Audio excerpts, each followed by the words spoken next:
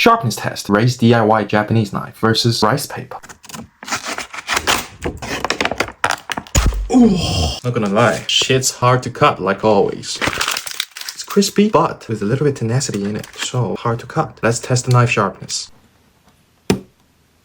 Right on 350. That's not too bad. Well, let me tell you something. 350 just meet the sharpness requirement for kitchen knives. But if you want it to be sharper, smoother, just dropping it or stroking it on the rod won't do what to do. I'll bring out the Rolling Stone Pro. 15 degrees. 360 grit. Even edge, polished edge. Just like what you get on a professional sharpener. 600 grit.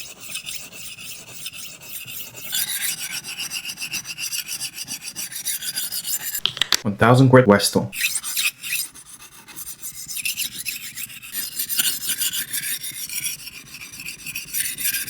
3000 grit.